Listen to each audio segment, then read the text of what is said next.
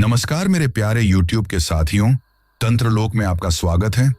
अब ये तंत्रलोक नाम सुनकर आप में से बहुत से लोग सोच रहे होंगे कि आखिर ये क्या नया अजूबा है। तो दोस्तों, मैं आप लोगों से इस चीज के लिए सिर्फ इतना ही कहना चाहता हूं कि ये हमारा एक नया चैनल है, जहां पर आप लोगों को कुछ ऐसी डरावनी कहानियां सुनने को मिलने वाली हैं, जिन कहानियों को सुनते वक्त आपको लगेगा कि जैसे वो सब कुछ आपकी आंखों के सामने ही हो रहा है। इस चैनल पर आपको तंत्र मंत्र और खौफनाक रहस्यों से जुड़ी हुई लंबी लंबी कहानियां सुनने को मिलने वाली हैं। आज की इस कहानी को सुनकर आप लोग जितना ज्यादा हो सके उतना ज्यादा इस चैनल को सब्सक्राइब करने की कोशिश करें, क्योंकि आपके प्यार और सपोर्ट से ही मैं इस चैनल को आगे बढ़ा पाऊंगा। अब मैं आप लोगों का ज्यादा समय खराब ना करते हुए आपको सीधा तंत्रलोक की खौफनाक कहानियों में लेकर चलता हूं, जिनकी शुरुआत हर रोज दिन ढलने के बाद अंधेरा कायम होते ही हो जाती है। नमस्कार दोस्तों, मेरा नाम अर्पिता है और मैं राजस्थान की रहने वाली हूं। आज मैं आप लोगों को एक बात बताना चाहती हूं कि कभी कभी हमें लोगों की ऐसी बातें सुनने को मिलती हैं जिन पर यकीन करना हमारे लिए मुश्किल ही नहीं, नामुमकिन हो जाता है। और उन बातों को मजाक में ले लेना हमारे लिए कितनी बड़ी मुसीबत पैदा कर सकता है, हम कभी सपने में भी नहीं सोच सकते। ऐसा ही कुछ हुआ था मेरे साथ, जब मेरी एक जरा सी भूल, एक लापरवाही मेरे लिए इतनी बड़ी मुसीबत बन गई थी कि मेरी जान पर बन आई थी। ये उस वक्त हुआ था जब मेरी शादी हुई थी। शादी के वक्त मेरी उम्र 22 साल थी। मैं बचपन से ही अपने मम्मी पापा के साथ शहर में रही थी। मेरे पापा फल और फ्रूट की ठेली लगाया करते थे और इसी से हमारा गुजारा हो जाया करता था। पर पापा की आर्थिक स्थिति भी इतनी ज्यादा अच्छी नहीं थी कि वो अच्छे घर परिवार में हमारा रिश्ता कर सके। और वैसे भी हम गांव के ही रहने वाले थे, तो मेरे दादाजी ने अपनी ही जानकारी में मेरे लिए एक रिश्ता देखा और फिर मेरी शादी भी हो गई।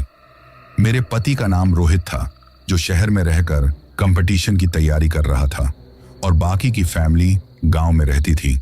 ऐसे में मेरे सास ससुर और घर परिवार में सभी लोग खेती बाड़ी का ही काम करते थे।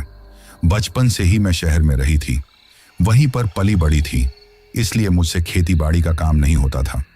लेकिन फिर भी रोहित के घर वाले मुझे घर का और खेती बाड़ी का काम सिखाने की कोशिश करते थे। सभी घर वाले मेरे साथ अच्छा व्यवहार करते थे।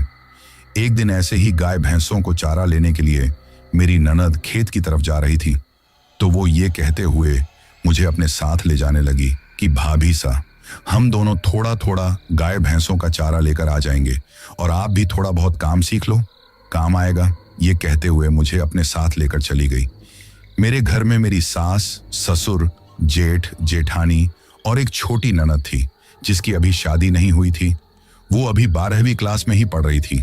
हम लोग गांव से बाहर की तरफ हमारा खेत था, जो पहाड़ी की तलहटी में बसा हुआ था।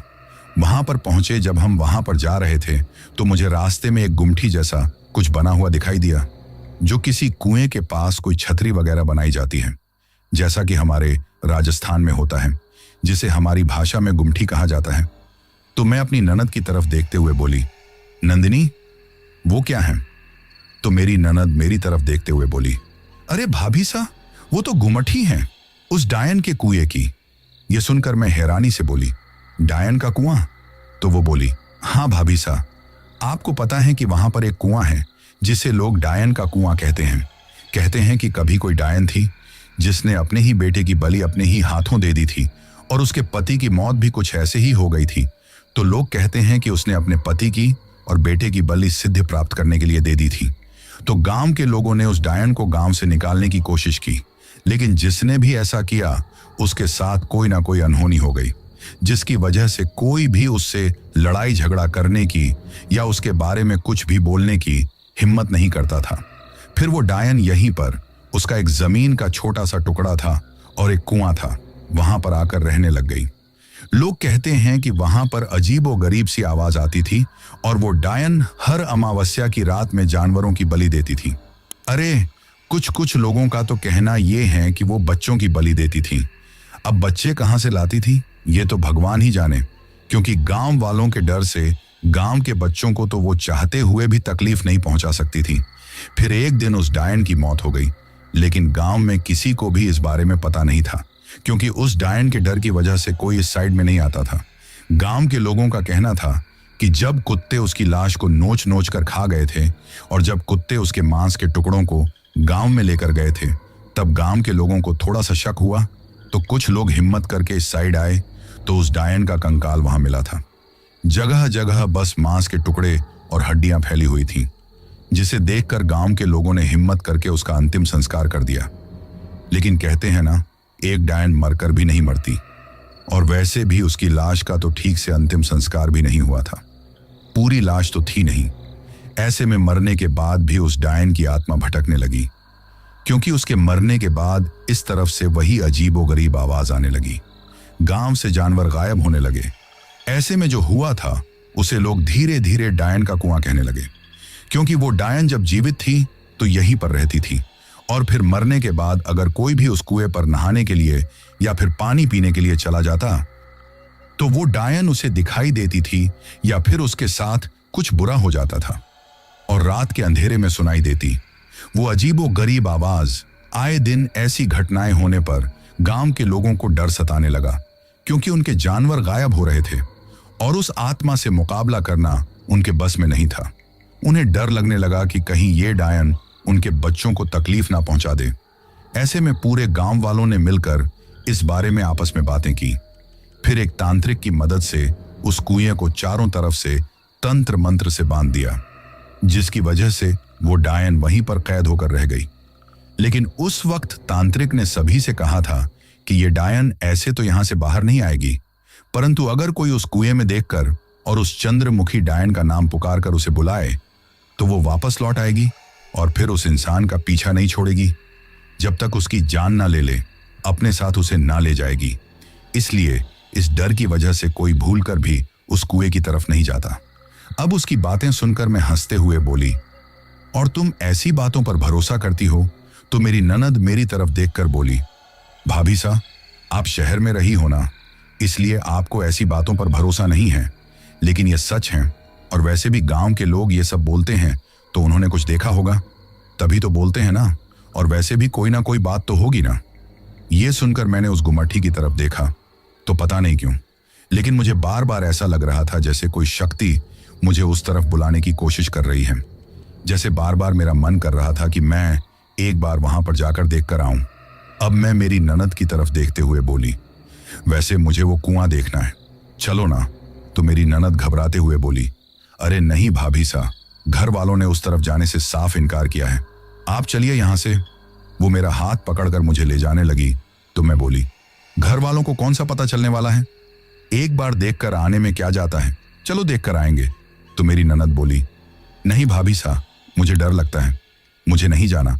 तो मैं उसकी तरफ देखकर बोली, वैसे तुमने देखा है कभी वो कुआं? तो वो बोली, नहीं मैंने तो नहीं देखा। फिर मैं बोली, तो चलो ना देखते हैं, किसी को क्या पता चलेगा, और मैं हूं ना, घबराओ मत। उस वक्त मेरी ननद मना करती रही, लेकिन मैं जबरदस्ती उसे हाथ पकड़कर उस तरफ ले गई। उस वक्त जबरदस्ती मेरी ननद को वहां पर ले जाना मेरी बदकिस्मती थी, मुझे वहां जाना ही नहीं चाहिए था। मैं उसे खींचते हुए उस गुम्मठी की तरफ, उस डायन के कुएं की तरफ लेकर गई तो मैंने वहां पर जाकर देखा कि पत्थरों से बनी हुई एक गुम्मठी सी थी, बिल्कुल एक झोपड़ी के साइज के। उसे देखकर मेरे ननद ने बताया कि लोग कहते हैं कि वो डायन जिंदा थी, तो इसी के अंदर वो डायन रहा करती थी, और पास में ही एक खंडहर नुमा कुआं था। उस कुएं के पास में जंगली पौधे और जंगली घास फूस था, जैसे वहां पर कोई आता नहीं था। अब मेरी ननद मेरी तरफ देखकर घबराते हुए, हड़बड़ाते हुए बोली, भाभी सा, चलिए यहां से, किसी ने देख लिया और घर वालों को बता दिया तो बहुत डांट पड़ेगी। लेकिन तभी मुझे एक शरारत सूझी। वैसे बचपन से ही मैं चुलबुली और शरारती थी, मेरी शादी भी हो गई थी, लेकिन बचपना जैसे गया नहीं था। ऐसे में मैं उस कुएं के पास में गई तो मेरी ननद घबराते हुए बोली, क्या कर रही हो भाभी सा, चलो ना। तो मैं बोली, कुछ नहीं, बस ऐसे ही देख रही हूं। ये कहते हुए उस कुएं में झांक कर देखा तो गहरा सा कुआं था, जिसमें थोड़ा अंधेरा लग रहा था, लेकिन इसके साथ में ही उस कुएं में भी जैसे कुछ जंगली बेलें दिखाई दे रही थी और गंदा सा पानी भी अंदर दिखाई दे रहा था। तभी मुझे एक शरारत सूझी और मैं उस कुएं में देखते हुए बोली, अरे चंद्रमुखी डायन कहाँ हो, जरा आओ तो मैं बुला रही हूं, आ जाओ, मुझे तुम्हें देखना है, मेरे साथ चलो ना। जैसे ही मैंने ये कहा तो मेरी ननद के तो होश उड़ गए। वो घबरा कर बोली, ये क्या कर रही हो भाभी सा?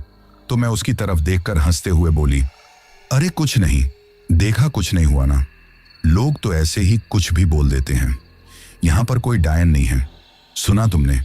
मेरा यह कहना था कि तभी मुझे ऐसा लगा जैसे उस कुएं में से कोई बहुत ही तेज स्पीड में कोई हवा का झोंका आया हो। वो इतना ज्यादा तेज था कि वो जैसे ही मुझे टकराया तो मैं गिरते गिरते बची। अचानक अपने साथ ये सब कुछ होते हुए देखकर मैं कुछ भी समझ नहीं पाई। तो मेरी ननद मेरी तरफ देखकर घबराते हुए बोली, क्या हुआ भाभी सा? तो मैं हड़बड़ाते हुए बोली, कुछ नहीं, बस ऐसे ही पैर फिसलने वाला था। अब वो बोली, चलो चलते हैं। तो मैं बोली, हाँ। ये कहकर मैं उसके साथ चलने लगी तो अचानक मेरे कंधों पर बहुत ज्यादा बोझ हो गया। ऐसा लगा जैसे किसी ने 50-60 किलो बोझ मेरे कंधों पर जबरदस्ती डाल दिया हो। उस वक्त मुझे ऐसा लगा जैसे कोई मेरे कंधों पर बैठा हुआ है। अपने साथ अचानक ये होते हुए देखकर थोड़ी घबराहट भी होने लगी और साथ में थोड़ी हैरानी भी होने लगी। तभी मैं अपने आप से बोली, कुछ नहीं है, थोड़ा उबड़ खाबड़ रास्ता है ना, तो चलने में ऐसे ही दिक्कत आ रही है। ये सोचते हुए आगे बढ़ने की कोशिश करने लगी, लेकिन मुझे चलने में तकलीफ हो रही थी। इसके साथ में ही वो बोझ लगातार मेरे कंधों पर बढ़ता जा रहा था, जैसे कोई मेरे कंधों के ऊपर बैठा है, लेकिन दिखाई कुछ भी नहीं दे रहा था। तभी मेरी ननद बोली, भाभी सा घर पर जाकर किसी को भी मत बताना कि हम उस डायन कुएं की तरफ गए थे, वरना बहुत सारी डांट पड़ेगी। ये सुनकर मैं बोली, ठीक है, परंतु मुझे चलने में परेशानी आ रही थी। जैसे तैसे मैं हमारे खेत तक आई। अब मेरी ननद घास काटने लग गई थी। मुझे घास काटना आता नहीं था, तो मैं खेत के किनारे पर ही बैठ गई। अब मुझे ऐसा लगा जैसे कोई मेरे कंधों पर जो बैठा हुआ है उसका वजन लगातार बढ़ रहा है। तभी मैं कुछ समझ नहीं पा रही थी कि मुझे कुछ पैर दिखाई दिए जो बड़े ही डरावने थे और मेरे कंधों से नीचे की तरफ जाकर जमीन को टच कर रहे थे। ये देखकर मेरे तो होश उड़ गए। उस वक्त घबराते हुए, हड़बड़ाते हुए मेरी चीख निकल गई। तो मेरी ननद मेरी तरफ देखकर घबराते हुए बोली, क्या हुआ भाभी सा? तो मैंने अब चारों तरफ देखा, लेकिन अब कुछ भी नजर नहीं आ रहा था और मेरे कंधों पर भी अब मुझे बोझ जैसा कुछ महसूस नहीं हो रहा था। ये देखकर मेरी समझ में नहीं आ रहा था कि अभी कुछ देर पहले मुझे कोई भ्रम हुआ था या सच में ही मेरे साथ ऐसा कुछ हुआ था। तभी मेरी ननद मेरे पास आकर बोली, क्या हुआ भाभी सा? तो मैं घबराते हुए बोली, कुछ नहीं, बस ऐसे ही कोई जंगली कीड़ा था। उसको देखकर मैं डर गई थी, पहली बार देखा था ना, इसलिए। तो मेरी ननद बोली, अच्छा कोई बात नहीं। अब मैं घबराते हुए बोली, चलो घर चलते हैं ना। तो वो बोली, बस थोड़ी सी घास और काटनी है। ये कहकर फिर से घास काटने लग गई। तभी मुझे अपने कानों में भयानक सी आवाज सुनाई देने लगी, जैसे कोई मेरे कानों में जोर जोर से चिल्ला रहा हो। तो घबराते हुए मैं चारों तरफ देख रही थी, परंतु मुझे कुछ भी नजर नहीं आ रहा था। हे भगवान, कहीं सच में ही वो चंद्रमुखी डायन मेरे साथ तो नहीं आ गई है? क्या ऐसा सच में होता है? मैंने तो बस मजाक में ही ऐसा बोला था। ये सोचकर मैं डर रही थी। तभी मेरी ननद बोली, भाभी सा? क्या हुआ भाभी सा? तो मैं बोली, कुछ नहीं। फिर जो घास का गट्टर था उसमें से थोड़ा सा छोटा सा गट्टर मैंने अपने लिए बनाया, मेरी ननद ने अपने लिए बनाया। अब हम दोनों वहां से घास लेकर आने लगे तो मुझे फिर से चलने में दिक्कत होने लगी। ऐसा लग रहा था जैसे मेरे कंधों पर कोई बैठा है। मुझे इस तरह चलते देखकर मेरी ननद बोली, क्या हुआ भाभी सा? घास के गट्टर का बोझ लग रहा है क्या? तो मैं बोली, नहीं, कुछ नहीं, परंतु बड़ी मुश्किल से मैं चल पा रही थी और मुझे ऐसा लग रहा था कि चलने के साथ साथ मुझे किसी के पायल के बजने की आवाज भी सुनाई दे रही थी और मेरे कानों में तो ऐसा लग रहा था जैसे सन्न सन्न की आवाज गूंज रही हो। अब मैं जैसे तैसे घर आ गई, घास का गट्टर एक तरफ फेंका और जल्दी से आकर अपने कमरे में बेड पर लेट गई थी। बहुत ज्यादा घबराहट हो रही थी, तो मैंने घबराते हुए अपनी आंखें बंद कर ली। जब मैं अपनी आंखें बंद की तो मुझे ऐसा लगा जैसे मेरे सीने पर कोई बैठा हुआ है। ये देखकर हड़बड़ाते हुए मेरी आंखें खुल गईं, लेकिन दिखाई कुछ भी नहीं दे रहा था। अब सच बताऊं तो अब तो सच में ही मैं बहुत ज्यादा डर रही थी। मन कर रहा था कि घर वालों को बताऊं, परंतु सोच रही थी कि मेरे मन का भ्रम है और घर वालों को बताऊंगी तो मुझे और नंदिनी को बहुत ज्यादा डांट पड़ेगी, इसलिए मैं किसी से कुछ नहीं बोली। वैसे भी हम शाम के वक्त घास लेकर आए थे, ऐसे में थोड़ी देर आराम करके जब मैं अपने बेड पर से उठी तो अब मुझे मेरे कंधों पर कोई बोझ महसूस नहीं हुआ। ये देखकर मैं सोचने लगी कि जाने आने में थकान हो गई थी। ऐसे में बोझ जैसा कुछ महसूस मुझे हुआ था, वरना कुछ नहीं था, बस मेरे मन का भ्रम था। लेकिन नंदिनी की बातों से बस मन में ऐसे उल्टे सीधे से ख्याल आने लग गए थे। ये सोचकर उस बात को नजरअंदाज कर अपने कमरे से फिर मैं बाहर चली गई। अब मैं और मेरी जेठानी खाना बनाने लग गए थे। फिर खाना बनाकर खाना खाकर जब घर का सारा काम हो गया तो मैं अपने कमरे में आ गई। तभी रोहित का फोन आ गया तो मैं उससे बातें करने लग गई थी। मैं उससे बातें करने के बाद कॉल कट जाने के बाद सो गई थी। जब मैं सो रही थी तो मुझे फिर से वही भयानक आवाज अपने कानों में सुनाई दी। ऐसा लग रहा था जैसे मेरे कानों में कोई तेज तेज चिल्ला रहा हो। ये देखकर हड़बड़ाते हुए घबराते हुए मेरी आंखें खुल गईं और मैं घबराते हुए अपने कमरे में चारों तरफ देखने लगी। उस वक्त तभी मुझे अपने कमरे के कोने में एक औरत खड़ी हुई दिखाई दी, जिसकी पीठ मेरी तरफ थी और चेहरा खिड़की की तरफ था। उस औरत को देखकर मैं हैरान रह गई कि ये औरत कौन है। क्या ये मेरे मन का भ्रम तो नहीं? ये सोचकर उस तरफ देखने लगी, साथ ही डर भी गई थी। फिर हड़बड़ाते हुए बोली, कौन हैं आप? वैसे मैं अपने घर के दूसरे माले पर रहती थी। एक कमरे में मैं रहती थी, बगल वाले कमरे में मेरी जेठानी रहती थी। क्योंकि मेरे जेठ जी गांव से बाहर शहर में रहकर किसी कंपनी में जॉब करते थे और मेरी जेठानी अपने छोटे से बेटे के साथ बगल वाले कमरे में रहती थी। और हमारे कमरों के बाहर जो बरामदा था वहां पर मेरी सास और नंद अपनी खाट बिछाकर सोया करती थी। ससुर जी घर के बाहर आंगन में सोया करते थे और हम लोग वैसे अपने कमरे का दरवाजा अंदर से लॉक भी नहीं करते थे। तभी अपनी आंखों के सामने उस औरत को देखकर मुझे हैरानी भी हो रही थी, साथ में थोड़ी घबराहट भी हो रही थी। ऐसे में मैंने सोचा कि कौन हो सकती है। अंधेरे में ठीक से वो मुझे दिखाई भी नहीं दे रही थी क्योंकि कमरे में 0 वाट का बल्ब जल रहा था। तो अब मैं उठकर उसके पास गई और बोली, कौन हैं आप?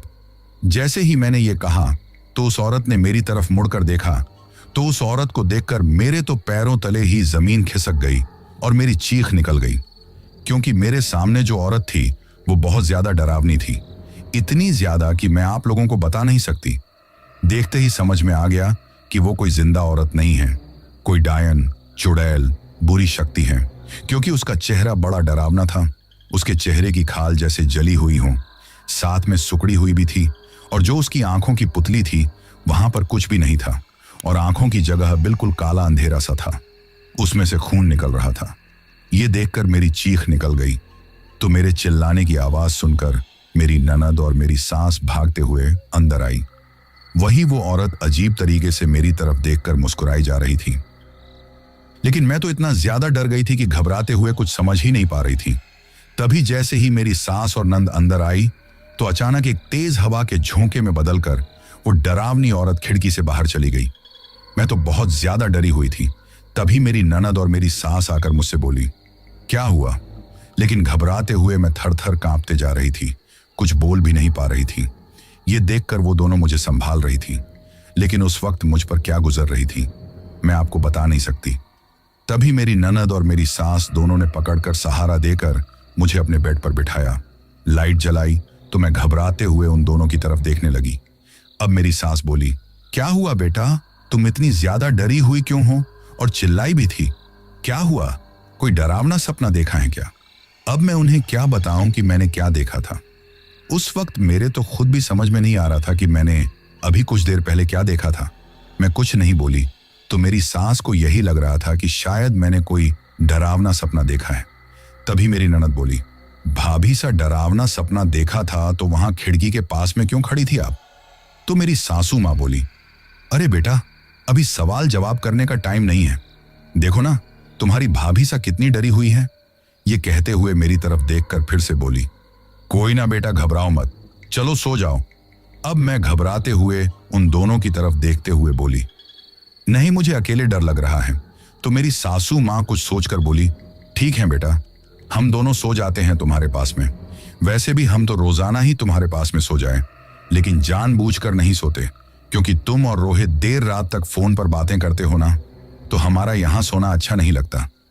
ये कहते हुए वे दोनों मेरे साथ में मेरे डबल बेड पर सो गई थी। मैं बहुत ज्यादा डर रही थी। अब तो घबराहट की वजह से मुझे नींद भी नहीं आ रही थी, परंतु फिर कोशिश करते हुए मैं सो गई। धीरे धीरे इसी तरह सुबह हो गई थी।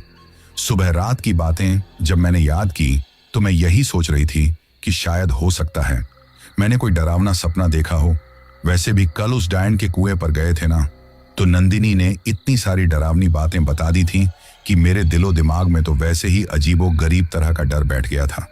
शायद इसकी वजह से मुझे भ्रम हुआ था और कुछ नहीं। ये सोचकर मैं उन बातों को नजरअंदाज करने लगी, क्योंकि शुरू से ही ऐसी बातों को मैं बेफिजूल अंधविश्वास ही बोलती थी। वैसे मेरी माँ तो थोड़ी बहुत इन बातों पर भरोसा करती थी, लेकिन मेरे पापा बिल्कुल भी भरोसा नहीं करते थे। जब माँ ऐसी कोई बातें करती तो पापा उसे डांट देते थे। कहते थे कि बेफिजूल की बातें बच्चों को मत सुनाया कर, ये भूत प्रेत जैसा कुछ नहीं होता, लोगों का अंधविश्वास होता है और कुछ नहीं। और यही बातें हमारे दिलों दिमाग में थी। हमें भी यही लगता था कि ऐसा कुछ नहीं होता। ऐसे में जो कुछ मेरे साथ हुआ था उसे मैंने नजरअंदाज कर दिया। वही धीरे धीरे सारा दिन गुजर गया था। अब मुझे ना तो अपने कंधों पर बोझ महसूस हुआ, ना कोई डर लगा। तो मैंने सोचा कि शायद कल घास लेने गई थी ना, तो ऐसे ही उबड़ खाबड़ खेत के रास्ते में चलते हुए मुझे दिक्कत हो रही थी। इस वजह से मुझे ऐसा भ्रम हुआ होगा कि मेरे कंधों पर कोई बैठा है, और रात को भी ऐसा ही भ्रम हुआ था। इसलिए मैं उस दिन घास लेने नहीं गई। मेरी जेठानी और मेरी ननद चली गई थी, तो मैं अपनी सास के साथ घर के ही काम करवा रही थी। शाम को मैंने अपनी जेठानी के साथ मिलकर खाना बनाया। फिर खाना खाकर मैं अपने कमरे में सोने के लिए चली गई। रोजाना की तरह रोहित से फोन पर बातें की और उसके बाद सो गई। जब मैं गहरी नींद में सो रही थी ना, तो मुझे ऐसा लगा जैसे मेरे कमरे की जो ऊपर की छत है उसके ऊपर कोई तेज तेज कदमों से भाग रहा है। ये सुनकर एक पल के लिए तो मैं हड़बड़ा गई, लेकिन फिर सोचा कि हो सकता है सीढ़ियों का जो गेट है वो खुला रह गया हो और कोई कुत्ता ऊपर चला गया हो, जिसकी वजह से ऐसी आवाज आ रही है। ये सोचकर मैंने ज्यादा इस बात पर ध्यान नहीं दिया और करवट बदलकर सो गई। जब मैं करवट बदलकर सो रही थी ना, तो मुझे ऐसा लगा जैसे मेरे साइड में कोई सो रहा है और किसी के हाथ का टच मेरे हाथों पर बढ़ता जा रहा था। तभी मैं नींद में थी, तो मैंने ऐसे ही करवट लेने की कोशिश की, परंतु पीछे किसी के लेटे होने का एहसास मुझे हो रहा था। उसके हाथ का टच मुझे अपने ऊपर महसूस हो रहा था। ये देखकर मैंने जैसे ही नींद में अपने पास में जो लेटा हुआ था उसके ऊपर हाथ रखा, तो मुझे एक अजीब सी खाल महसूस हुई, जैसे किसी जानवर की खाल हो, और किसी की सांस लेने की आवाज भी मुझे साफ सुनाई दे रही थी, जैसे कोई गहरी गहरी सांस ले रहा हो। ये देखकर मैं हड़बड़ा गई और मेरी आंखें खुल गईं, तो मैंने देखा कि वहां पर कुछ भी नहीं था। ये देखकर सोचा शायद ऐसे ही कोई भ्रम हुआ होगा। ये सोचकर फिर से सोने के लिए लेट गई थी। जब मैं सो रही थी तब मेरे कानों में फिर से वही भयानक सी आवाज गूंजने लगी, जैसे कोई तेज तेज चिल्ला रहा हो, परंतु नींद में होने की वजह से मैंने उन सबको नजरअंदाज कर दिया। तभी मुझे अपने कमरे में ऐसा लगा जैसे कोई तेज तेज भाग रहा हो। किसी के घुंघरू बजने की आवाज मुझे साफ सुनाई दे रही थी। जब वो आवाज और तेज तेज होने लगी तो हड़बड़ाते हुए मेरी आंखें खुल गईं।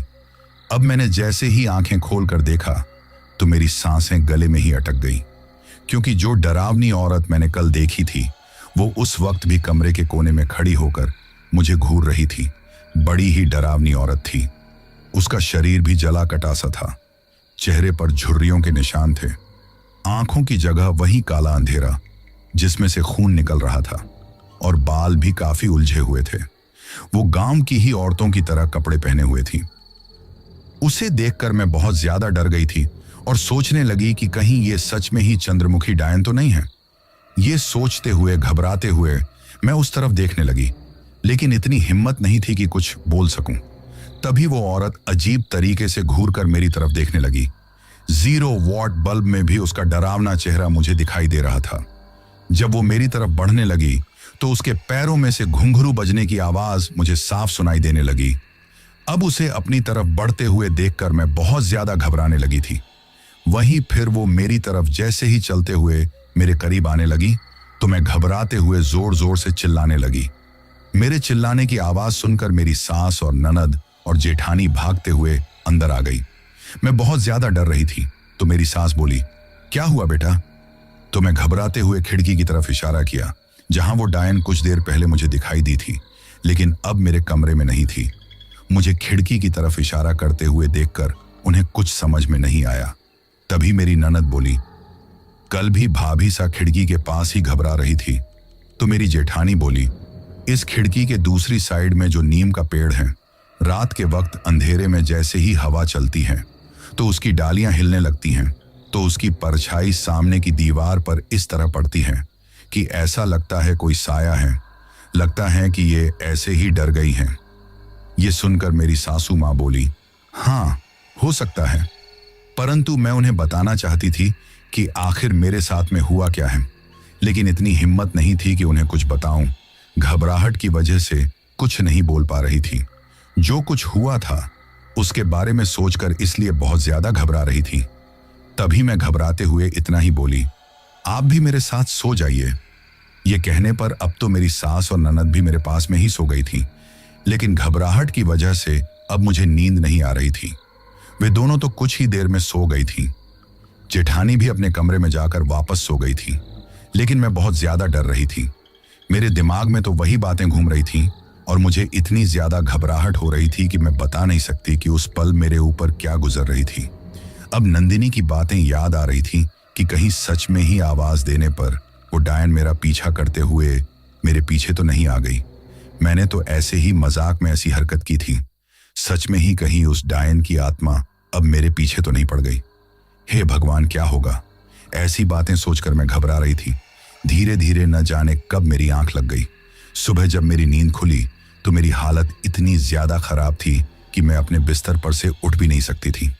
तभी मेरी ननद मेरे कमरे में आई और बोली, भाभी सा देखो ना, कितनी सुबह हो गई हैं, आप अभी तक सो रही हैं। ये कहते हुए मेरी तरफ देखा। मेरी हालत देखकर वो मेरे पास बैठी और मेरा माथा छूकर देखा तो बोली, भाभी सा आपको तो बहुत तेज बुखार है।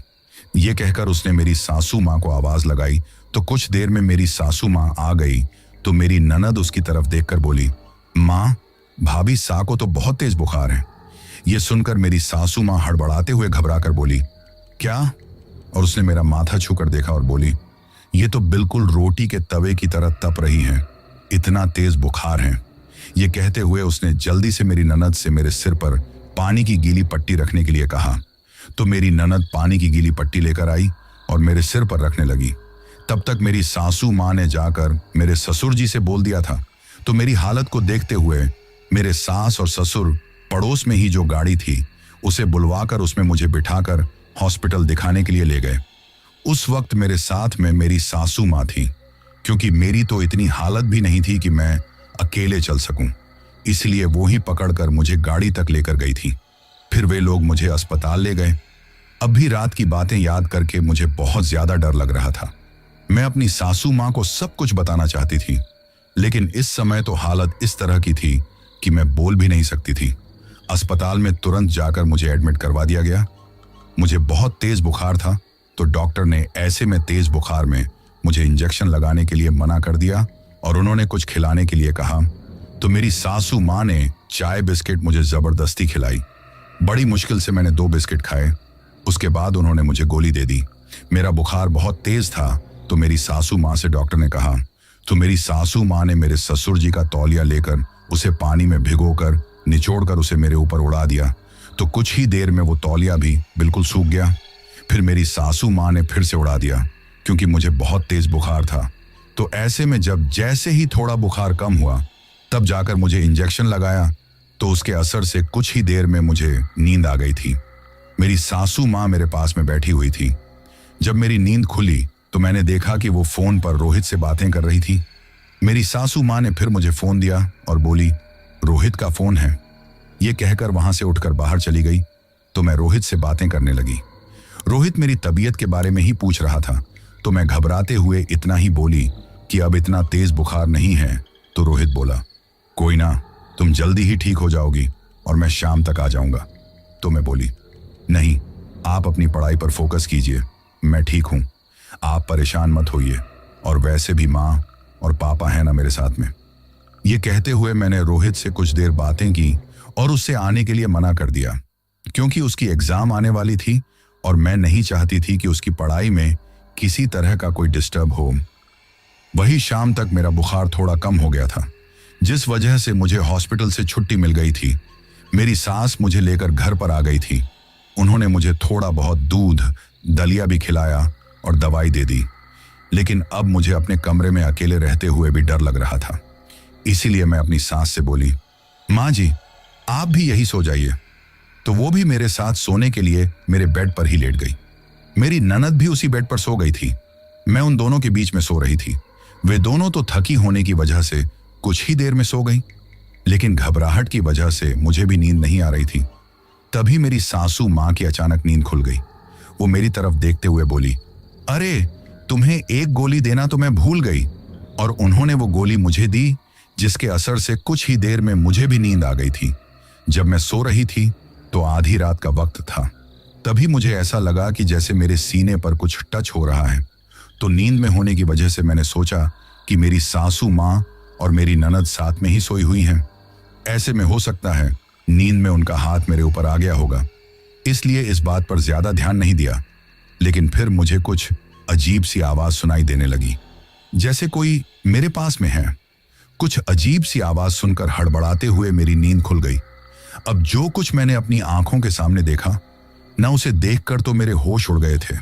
मैं थर थर कांपने लगी, क्योंकि वही डायन मेरे चेहरे के बहुत ऊपर झुकी हुई थी और उसके बाल ही मेरे सीने को टच कर रहे थे। अब वो अजीब तरीके से मेरी तरफ देखकर मुस्कुराने लगी। वो इतनी ज्यादा भयानक थी कि मैं आप लोगों को बता नहीं सकती। अभी तक तो मैंने थोड़ी दूरी पर से उसे देखा था, लेकिन अब उसे इतने करीब से देखकर मैं बहुत ज्यादा डर रही थी। उसका चेहरा बिल्कुल जला कटा सा था। आंखों की पुतली तो थी ही नहीं, और उसमें से जो खून टपक रहा था, ऐसा लग रहा था जैसे मेरे ऊपर टपक जाएगा। ये देखकर घबराते हुए मैं कुछ समझ पाती, उससे पहले उसकी भयानक आवाज मुझे सुनाई दी। तूने ही बुलाया था ना मुझे। वो आवाज इतनी ज्यादा डरावनी और भयानक थी, जैसे एक औरत और एक आदमी की मिलीजुली आवाज हो। ये सुनकर घबराते हुए मैं कुछ बोल नहीं पाई, तो वो फिर से बोली, तूने ही बुलाया था ना मुझे, तो मेरे ही साथ रहना है तुझे, तो मेरे साथ चलोगी ना। ये सुनकर मैं इतना ज्यादा डर गई कि घबराते हुए चिल्ला भी नहीं सकी, क्योंकि उस डायन को इतने करीब देखकर घबराहट की वजह से मेरी आवाज तो गले में ही दब गई थी। परंतु मैं वहीं पर बेहोश हो गई। सुबह जब मुझे होश आया तो मैंने देखा कि मेरी ननद मेरे पास में खड़ी हुई थी।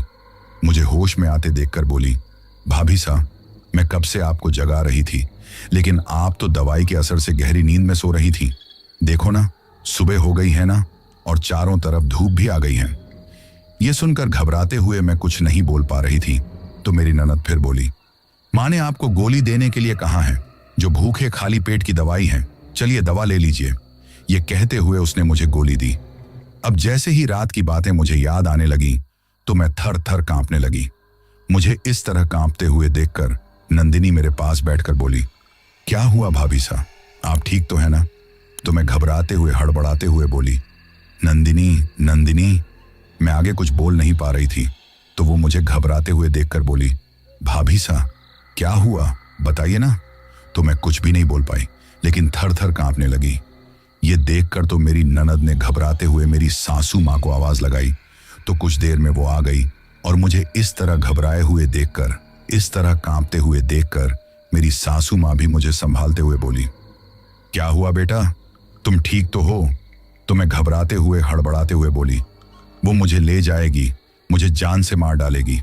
ये सुनकर मेरी सासू माँ और ननद दोनों ने एक दूसरे की तरफ देखा। उन्हें कुछ समझ में नहीं आ रहा था, तो मैं घबराते हुए बस इतना ही बोली, वो मुझे ले जाएगी। इसके आगे मैं कुछ नहीं बोल पा रही थी। मुझे ऐसा लग रहा था जैसे अभी वो डायन आएगी और मुझे जान से मार डालेगी। उसका वही भयानक चेहरा मुझे बार बार याद आ रहा था, जिसकी वजह से मैं बहुत ज्यादा डर रही थी। अब मेरी बातें सुनकर, मुझे इस तरह घबराते देखकर, फिर उन्होंने सोचा कि शायद मेरी तबीयत कुछ ज्यादा ही खराब है, इसलिए मुझे आराम करने के लिए बोला, और दवाई के असर से कुछ ही देर में मैं सो गई। जब मैं सो रही थी तो नींद में मुझे सपने में वही डायन दिखाई दी, जो मुझे ऐसा लग रहा था जैसे मेरे कमरे में मेरे पास में ही खड़ी हुई थी।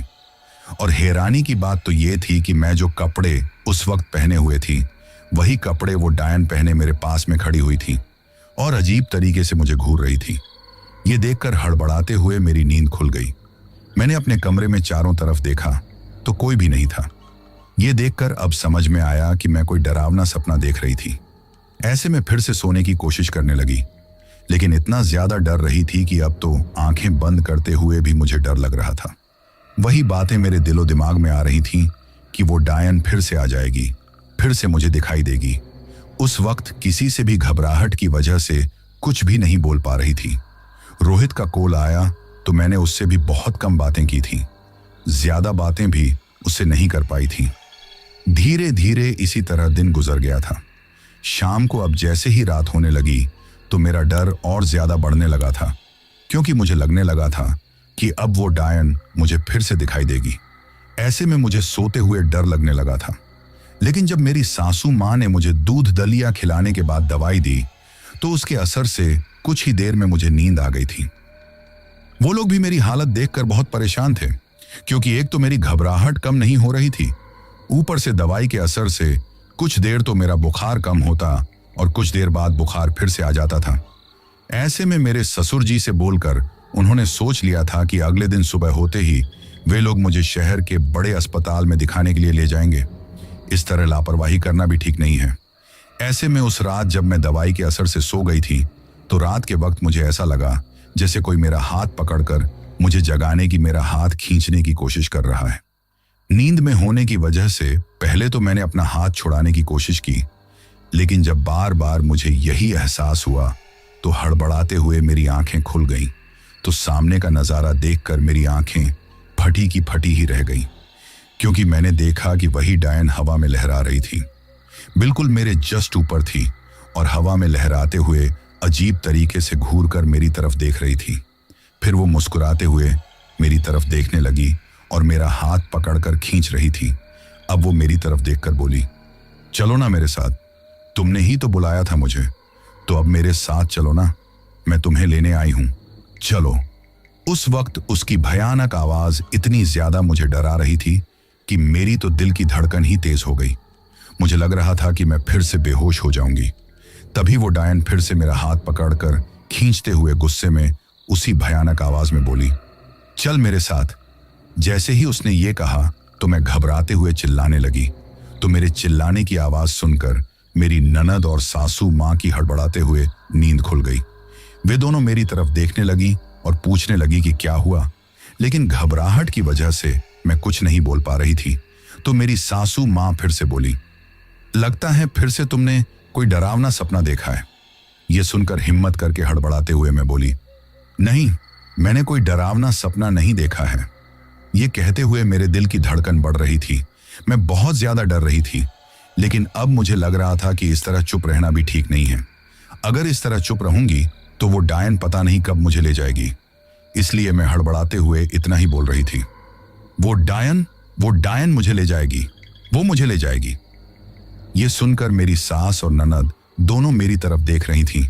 तो ये सुनकर मेरी ननद घबराने लगी। शायद उसे सब कुछ समझ में आ गया था। अब मेरी सास मेरी तरफ देखकर हैरानी से बोली, कौन डायन बेटा, किस बारे में बातें कर रही हो? तो मैं हड़बड़ाते हुए घबराते हुए बोली, वो चंद्रमुखी डायन मुझे ले जाएगी। ये कहते हुए मैं बहुत ज्यादा डर रही थी। तो ये सुनकर मेरी सासू माँ भी अब घबराने लगी और बोली, चंद्रमुखी डायन, वो तुम्हें, मतलब अब मेरी ननद मेरी तरफ देखकर घबराते हुए बोली, भाभी सा, मैंने मना किया था ना आपसे, लेकिन आपने मेरी बात नहीं मानी। ये कहते हुए वो घबराने लगी। तो मेरी सासू माँ उसकी तरफ देखकर बोली, क्या मना किया था, क्या हुआ है? तो अब मेरी ननद ने घबराते हुए हमारे उस डायन के कुएं पर जाने की सारी बात बता दी। अब जैसे ही सारी बात मेरी सासू माँ ने सुनी, वो बहुत ज्यादा डर गई और फिर मेरी ननद की तरफ देखकर गुस्से में चिल्लाते हुए बोली, दोनों के दोनों ही पागल हो, तुम्हारे अंदर जरा भी दिमाग नहीं है क्या? ये कहते हुए मेरी ननद की तरफ देखकर बोली, तुझे क्या जरूरत थी इसे वहां पर ले जाने की और उस कुएं के बारे में इसे कुछ बताने की? फिर मेरी तरफ देखकर गुस्से में बोली, और तुझे क्या जरूरत थी उसे इस तरह बुलाने की? जब नंदिनी ने मना किया था तो फिर क्या जरूरत थी तुझे ऐसी हरकतें करने की? अब देख रही हो ना क्या हो रहा है। तभी मैं सोचूं कि आखिर ऐसा कैसा बुखार हो गया है जो कम ही नहीं हो रहा है। तवे की तरह तुम्हारा शरीर क्यों तप रहा है? ये कहते हुए हमें काफी कुछ सुनाया, काफी डांट लगाई, साथ में ही घबराते हुए बोली, हे भगवान, अब क्या होगा? ये कहते हुए वो बहुत ज्यादा परेशान हो गई, लेकिन मैं बहुत ज्यादा डर रही थी। तभी मेरी सासू माँ बोली, रात के वक्त जाएगी तो कहाँ जाएं, क्या करें? तब मुझे घबराते हुए देखकर मेरी सासू माँ बोली, जो हुआ वो तो बहुत बुरा हुआ है। वो डायन पता नहीं कब क्या कर दे। इससे पहले कि भगवान ना करे कोई भी अनहोनी हो, अभी जाकर बताती हूँ तुम्हारे पापा जी को। ये कहकर वो उठकर जाने लगी तो कमरे में जैसे बहुत तेज आंधी तूफान आ गया। ये देखकर मेरी सासू माँ भी घबरा गई कि अचानक ऐसा लगने लगा जैसे मेरे बेड के चारों तरफ कोई भाग रहा हो, क्योंकि किसी के पायल के बजने की आवाज साफ सुनाई दे रही थी। ये देखकर मेरी सासू माँ, मेरी ननद और मैं, हम तीनों ही घबरा गए। इतनी हिम्मत भी नहीं थी कि चिल्ला सके। तभी कमरे में से अजीबोगरीब चिल्लाने की आवाजें आने लगी। ये देखकर हम बहुत ज्यादा डर गए थे कि फिर से कमरे के कोने में जिस तरफ थोड़ा अंधेरा था वही डायन खड़ी हुई दिखाई दी, लेकिन आज उसका चेहरा हमारी तरफ था। वो जैसे जैसे हमारी तरफ बढ़ते जा रही थी, उसके घुंघरू की आवाज भी हमें सुनाई दे रही थी, लेकिन वो इंसानों की तरह नहीं, एक रोबोट की तरह चलते हुए हमारे पास आई। और फिर जैसे ही उसने घूर कर हमारी तरफ देखा तो हम तीनों डर कर थर थर कांपने लगे। वही डरावना चेहरा, मैंने तो पहले भी उन्हें देख लिया था, लेकिन मेरी सासू और ननद तो पहली बार उन्हें देख रही थी, इसलिए और भी ज्यादा डर रही थी। वही वो डायन अजीब तरीके से हमारी तरफ देखकर मुस्कुराने लगी और फिर मेरी सासू माँ की तरफ देखकर भयानक डरावनी आवाज में बोली, इसी ने बुलाया था मुझे, तो इसे साथ तो लेकर जाऊंगी ना, कोई नहीं बचा सकता इसे तो अपने साथ में लेकर ही जाऊंगी। ये कहते हुए भयानक रूप से हंसने लगी। अब उसकी हंसी चारों तरफ गूंज रही थी, जो हमें बहुत ज्यादा डरा रही थी। तभी वो एक काले धुएं में बदलकर खिड़की से बाहर चली गई। ये देखकर हम घबराते हुए उस तरफ देखने लगे। मेरी ननद तो इतना ज्यादा डर गई थी कि रोने लग गई थी, तो मेरी सासू माँ हमें घबराते हुए देखकर हमारी तरफ देखकर बोली, घबराओ मत, कुछ नहीं होगा। ये कहकर हमें तसल्ली देने की कोशिश करने लगी, लेकिन सच तो ये था कि वो खुद भी बहुत ज्यादा डर रही थी। अब वो मेरे ससुर जी को जाकर सारी बातें बताना चाहती थी, लेकिन मैं और मेरी ननद उसे एक पल के लिए भी नहीं जाने दे रहे थे, क्योंकि हम दोनों बहुत ज्यादा डर रहे थे। एक एक पल गुजारना भी हमारे लिए मुश्किल हो रहा था। तभी मेरे फोन से मेरी सासू माँ ने मेरे ससुर जी को कॉल किया, लेकिन 2 बार तो उन्होंने उठाया नहीं। जब तीसरी बार रिंग गई तो उन्होंने कॉल उठाया तो मेरी सासू माँ घबराते हुए बोली, आप जल्दी से ऊपर आइए। ये सुनकर वे हैरानी से बोले, क्यों, क्या हुआ? तो मेरी सासू माँ बोली, मैंने कहा ना, जल्दी से ऊपर आइए। ये सुनकर मेरे ससुर जी आए तो मेरी सासू माँ कमरे से बाहर जाने लगी। ये देखकर मैं और मेरी ननद घबराते हुए बोलने लगे, नहीं, आप हमें छोड़कर मत जाओ। तो मेरी सासू माँ बोली, बेटा, इस तरह चुप रहने से कुछ नहीं होगा। वो बड़ी ही खतरनाक डायन है, कभी भी कुछ भी कर सकती हैं, और मैं यही तो हूं, दरवाजे के पास में।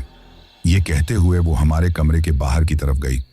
तभी मेरी जेठानी भी आ गई थी, लेकिन हमारी हालत देखकर उसे कुछ समझ में नहीं आ रहा था। वो हमारे पास में बैठ गई। तभी मेरे ससुर जी को मेरी सासू माँ ने पूरी बात बताई। शायद सारी बातें सुनकर मेरे ससुर जी भी परेशान हो गए। उन्हें पता था कि एक बार वो अगर डायन किसी के पीछे पड़ जाती हैं तो उसकी जान लेकर ही जाती हैं। इसलिए वे लोग अब जरा सी भी देरी नहीं करना चाहते थे। मुझे अपने साथ जल्दी से जल्दी अपने एक देवता पर, जो कि गांव से लगभग 2 किलोमीटर की दूरी पर था, वहां पर ले जाना चाहते थे। ऐसे में मेरे ससुर जी ने तुरंत ही पड़ोस के लड़के को कॉल किया, उसकी गाड़ी किराए पर बुलाई और अब वो लोग मुझे वहां लेकर जाने के बारे में बोलने लगे।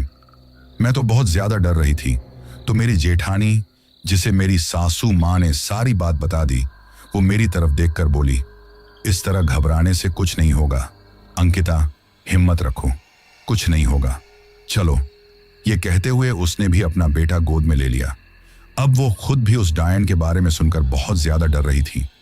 ऐसे में कोई भी उस वक्त रात के अंधेरे में घर में नहीं रहना चाहता था। वही हमारे घर रात के अंधेरे में गाड़ी आए हुए देखकर पड़ोस में रहने वाले कुछ पड़ोसी भी और बगल में जो मेरे काका ससुर और काकी सास रहती थी, वे लोग भी आ गए थे और पूछने लगे कि क्या हुआ है। तो मेरी सासू माँ ने बोल दिया कि मेरी तबीयत थोड़ी ठीक नहीं है, मैं इसलिए देवता के यहाँ पर ले जा रहे हैं। ये कहते हुए मेरी सासू माँ ने मेरे काका ससुर और काकी सास से घर पर रहने के लिए कहा। मेरी जेठानी को भी वहीं रुकने के लिए कहा। तो उन दोनों के रहते हुए मेरी जेठानी वहां घर पर ही रुक गई। फिर मेरी ननद और मेरी सासू माँ, मेरे ससुर जी उस गाड़ी में बैठकर देवताओं के यहां जाने के लिए रवाना हो गए। मैं बहुत ज्यादा डर रही थी। तभी मेरी नजर खिड़की से बाहर की तरफ गई तो सड़क किनारे एक पेड़ पर उल्टी लटके हुए वही डायन मुझे दिखाई दी। तो मैं थर थर कांपने लगी और घबराते हुए मैंने अपनी आंखें बंद कर ली। वो लोग जल्दी से जल्दी मुझे अपने देवस्थान पर ले जाना चाहते थे। उनके चेहरे को देखकर ही लग रहा था कि वे कितने ज्यादा परेशान हैं और एक पल की भी देरी नहीं करना चाहते थे। अब हम आखिरकार उस देवस्थान पर पहुंच गए जहां पर वे लोग मुझे लेकर आए थे। वैसे एक बड़ा सा देवस्थान था। लोगों की वहां पर बड़ी मान्यता थी। आसपास के गांव से भी लोग आते थे। कहा जाता था कि वहां पर ऐसी बुरी शक्तियों का भी खात्मा किया जाता है। ऐसे में जैसे ही मैं वहां पर पहुंची तो मुझे कुछ अजीब सी बेचैनी सी होने लगी। कुछ अजीब सा लगने लगा था। ऐसा लग रहा था जैसे कोई बार बार मुझसे कह रहा हो कि मैं यहां से भाग जाऊं। जैसे कोई बुरी शक्ति, जैसे उस डायन की बुरी शक्ति मुझे आगे बढ़ने से रोक रही हो। जैसे ही हम गाड़ी से उतरे तो मेरी सासू माँ मेरा हाथ पकड़कर मुझे उस तरफ ले जाने लगी कि अचानक जो मंदिर से बाहर खंबे पर बल्ब जल रही थी न, जिससे उजाला हो रहा था, वो बुझ गए और थोड़ा अंधेरा हुआ। इसके साथ में ही अचानक एक तेज हवा का झोंका आया। ये देखकर कोई कुछ समझ पाता उससे पहले ही मैं बेहोश हो गई। जब मुझे होश आया तो मैं एक सुनसान जगह पर थी। तो घबराते हुए मैंने आंखें खोलकर देखा तो मेरे होश उड़ गए, क्योंकि मैं उस डायन के कुएं के पास में ही लेटी हुई थी। ये देखकर मैं थर थर कांपने लगी थी। जैसे ही मैं उठने लगी तो ऐसा लगा जैसे कोई मेरे ऊपर बैठा हुआ हो। किसी ने जबरदस्ती मेरे हाथ पकड़ रखे हों। अब तो घबराहट की वजह से मैं चिल्ला भी नहीं सकती थी। उस वक्त ऐसा लग रहा था कि मैं फिर से बेहोश हो जाऊंगी कि तभी वो डायन कुएं के किनारे पर चारों तरफ मुझे घूमते हुए दिखाई दी।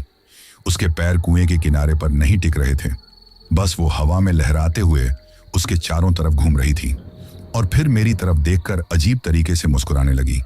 ये देखकर मैं बहुत ज्यादा डर गई कि तभी अचानक मुझे बहुत सारे लोगों के आने की आवाज सुनाई दी। तो मैंने उस तरफ देखा। मेरे सास ससुर और उनके साथ कुछ लोग भागते हुए आ रहे थे। जैसे ही मैंने उनकी तरफ देखा तो उस डायन ने घूर कर मेरी तरफ देखा। तभी मुझे ऐसा लगा जैसे जबरदस्ती वो मुझे खींचकर उस कुएं के अंदर धकेल देना चाहती हो।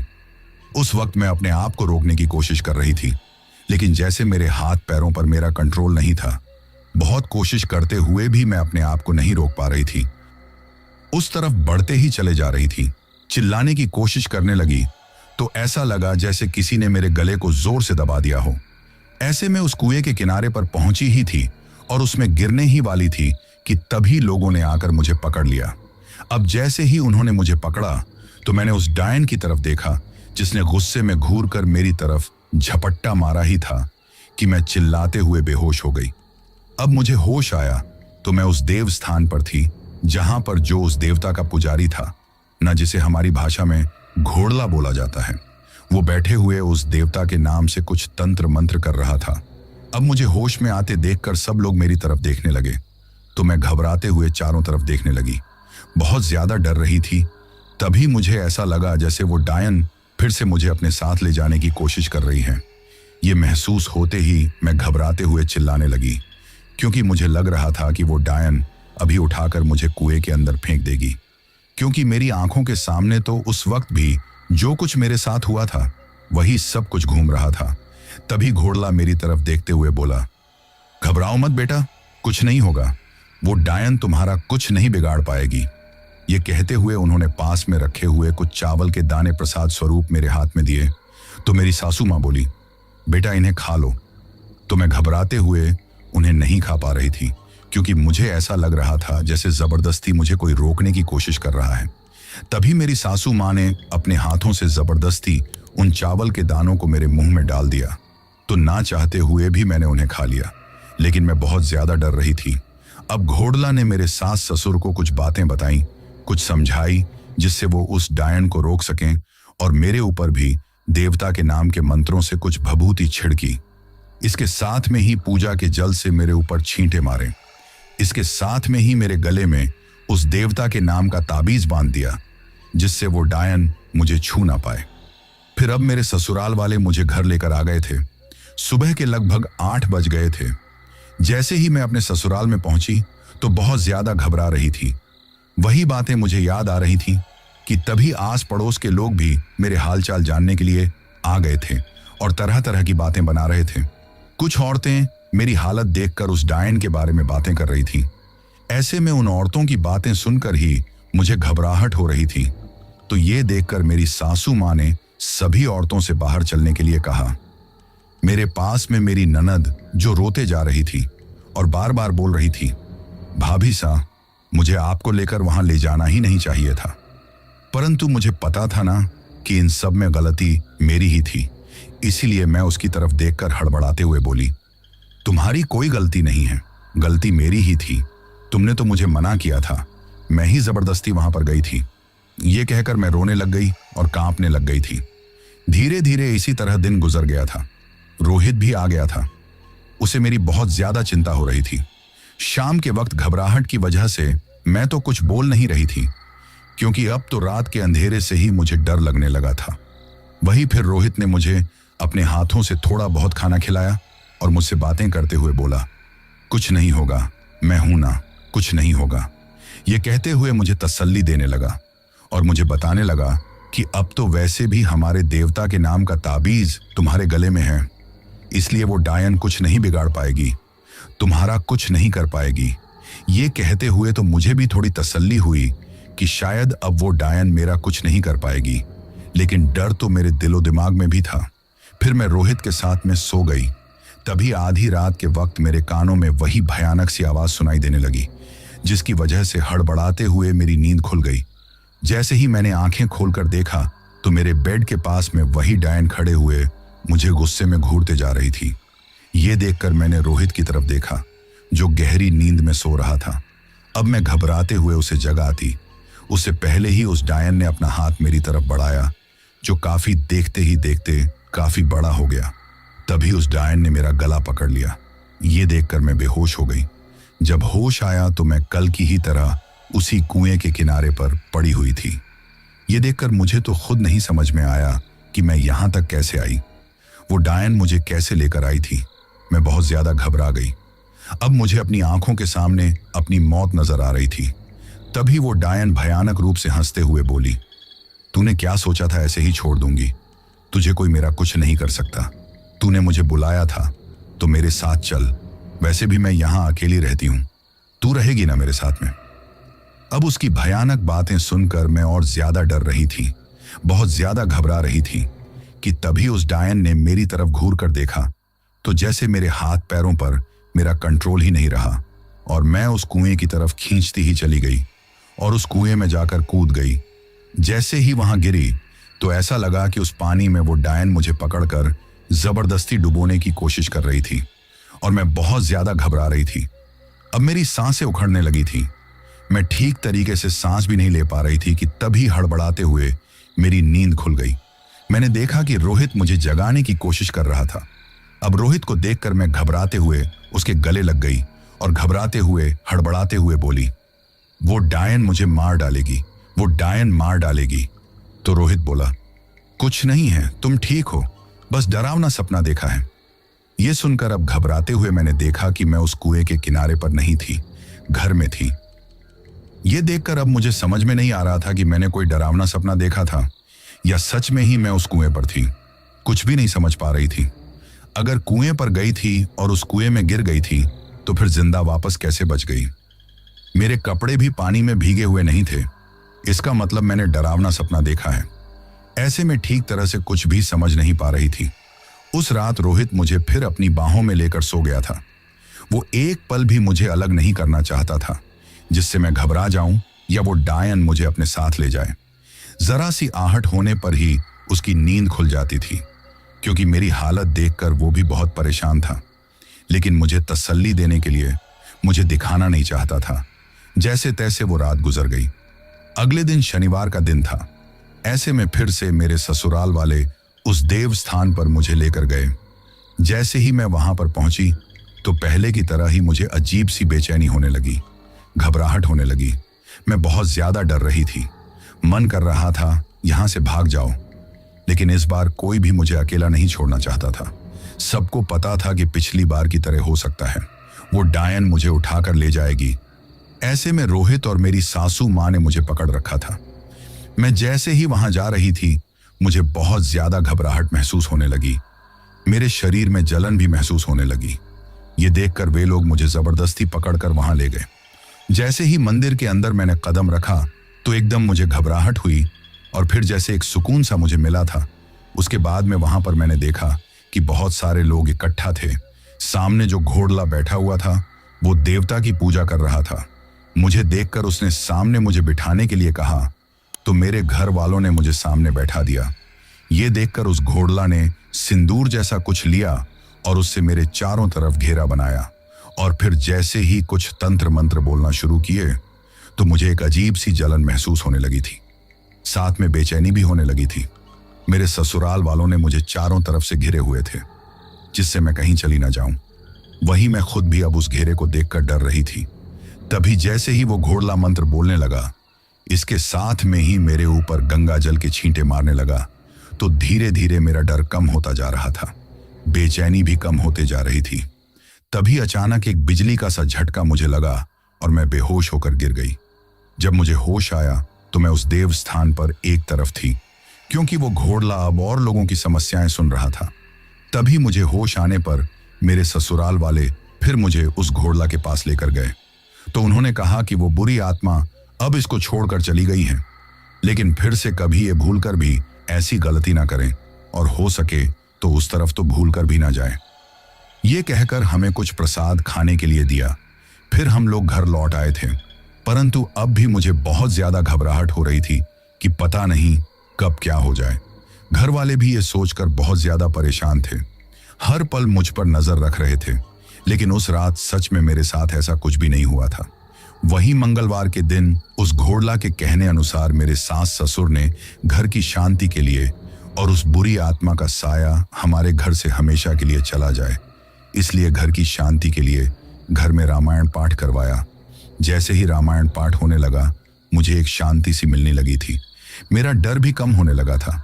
धीरे धीरे अब दिन गुजरने लगे। कुछ दिन रोहित मेरे पास रहा, उसे मेरी चिंता थी। फिर मेरी हालत ठीक होने पर मेरे कहने पर वो वापस चला गया। लेकिन मेरी सास और मेरी ननद अब मुझे अकेले नहीं छोड़ती थी और मुझे अब रात के अंधेरे में वैसे ही डर लगने लगता था। रात में तो उजाले में भी अपने कमरे में अकेले सोते हुए मुझे डर लगता था। तो मेरी ननद और मेरी सास हमेशा मेरे साथ में रहती, मेरे साथ में ही सोती थी। अब भूल कर भी मुझे उस खेत की तरफ जाने नहीं देती थी, जिससे मेरे साथ फिर से ऐसा कुछ हो जाए। वही वो सारी बातें याद करके मैं बहुत ज्यादा घबराने लगती थी। इस डर की वजह से सच बताऊं तो बहुत दिनों तक ना मैं रात को ठीक से सो पाई थी, ना एक पल भी चैन से जी पाई थी। अगर जरा सी कोई आहट होती तो मुझे घबराहट होने लगती थी। वही धीरे धीरे वक्त गुजरने लगा। मेरी शादी के लगभग 1.5 साल बाद भगवान ने हमारी सुन ली और रोहित की गवर्नमेंट जॉब लग गई। उसके बाद रोहित मुझे लेकर शहर चला गया। हम लोग अब वहीं पर रहने लग गए। तो कभी कभार ही गांव आना होता है, लेकिन मैं कभी भूलकर भी उस कुएं की तरफ, हमारे खेत पर भी नहीं जाती थी। यहां तक कि मेरे साथ जो कुछ हुआ था उसके बाद मेरी सास और ससुर ने मेरी जेठानी और मेरी ननद को भी उस तरफ नहीं जाने दिया था। गांव में भी लोगों के बीच उस डायन का डर काफी फैल गया था, इसलिए उस डायन के कुएं की तरफ जाना तो दूर, लोग उसके बारे में बात करने से भी डरने लगे थे। आज समय गुजरने के साथ मैं और रोहित 2 बेटों के मम्मी पापा हैं और हमारी जिंदगी अच्छे से गुजर रही है, लेकिन वो बुरी यादें आज भी तकलीफ दे जाती हैं। वैसे इस घटना का मेरे दिलो दिमाग पर इस तरह असर पड़ा है कि आज भी मुझे अंधेरे में रहने से डर लगता है और जब कभी भी वही डरावनी घटनाएं याद आती हैं तो बहुत ज्यादा घबरा जाती हूँ और शायद उस डरावनी घटना को मैं कभी ना भूल पाऊंगी। आज मैंने अपनी ये डरावनी घटना आपको इसलिए बताई है कि कभी कभी जाने अनजाने में या हंसी मजाक में हम ऐसी कुछ गलती कर बैठते हैं जिसका खामियाजा हमें इस कदर भुगतना पड़ सकता है जिसकी हमने कल्पना भी नहीं की होती। लोगों की कही हुई बातें कभी कभी हमें अंधविश्वास या मजाक लगती हैं, लेकिन हम भूल जाते हैं कि किसी जगह के बारे में अगर लोग ऐसी कोई बातें बोल रहे हैं तो इसके पीछे जरूर कोई ना कोई सच्चाई तो होगी, परंतु बिना उस सच्चाई के बारे में ज्यादा जाने या फिर उसके बारे में ज्यादा सोचे, हम कुछ ऐसा भी कर बैठते हैं कि हमारी वो गलती हमारी जान की दुश्मन बन जाती है। और हमें जब इस बात का एहसास होता है तब तक बहुत देर हो चुकी होती है। इसलिए अगर आप में से कोई भी ऐसी कोई जगह के बारे में सुने तो प्लीज या तो उस जगह की तरफ जाए ही ना, या फिर बिना सोचे समझे जाने अनजाने ऐसी कोई भी गलती ना करें जिससे आपकी जान दांव पर लग जाए। क्योंकि मेरी तो शायद किस्मत अच्छी थी कि मैं जिंदा बच गई, वरना हर किसी की किस्मत अच्छी नहीं होती। तो दोस्तों, ये थी हमारी आज की कहानी। कहानी आपको कैसी लगी ये आप मुझे कमेंट बॉक्स में कमेंट करके जरूर बताना। और दोस्तों, अब इस चैनल पर भी बेनाम की तरह ही रेगुलर स्टोरीज आने वाली हैं, तो आप लोग अब हर रोज स्टोरीज सुनना मत भूलना। इसके बाद मैं उन लोगों के नाम लेता हूं जिन्होंने पिछली स्टोरी सुनने के बाद कमेंट करके ये बताया था कि वो कहां से कहानी सुनते हैं और उनका नाम क्या है। तो सबसे पहले लक्ष्मण हैं तेलंगाना से, पूनम जी हैं जमशेदपुर झारखंड से, दिनेश चौहान हैं बुरहानपुर मध्य प्रदेश से, प्रिंस महंतो हैं बेगूसराय बिहार से, राहुल वर्मा हैं दिल्ली से, जितेंद्र मौर्य हैं बरेली से, दीपक ठाकुर हैं दिल्ली से, यूएस तिवारी और हर्ष तिवारी हैं सिरसा प्रयागराज से, पिंकी सिंह, आराध्या सिंह और दीपक सिंह हैं छपरा बिहार से, जीएम शेख हैं अहमदाबाद गुजरात से, सुमन राजभार हैं कोलकाता से, जैमिन रॉय हैं गुजरात से, पूनम धानका हैं राजकोट गुजरात से, मोहन हैं झारखंड से, इरफान सिद्दीकी हैं मुंबई से, कृति जाला हैं गुजरात से, मंगला बांसोड़ हैं तुमसार से, भरत खंडका हैं नेपाल से, सपना शर्मा हैं फरीदाबाद से, कुलविंदर कौर हैं लुधियाना पंजाब से, ऋषभ राकेश हैं पंजाब से, अख्तर हुसैन हैं बारामूला कश्मीर से, और सबसे लास्ट में उमेश हैं नेपाल से। तो दोस्तों, ये थे उन लोगों के नाम जिन्होंने पिछली स्टोरी पर कमेंट करके हमें बताया था कि वो कहां से कहानी सुनते हैं। इसके साथ ही अगर अभी तक भी आप लोगों ने चैनल को सब्सक्राइब नहीं किया है तो जल्दी से चैनल को सब्सक्राइब कर लो, क्योंकि आपका ये छोटा सा सहयोग मेरे लिए बहुत ज्यादा मायने रखता है।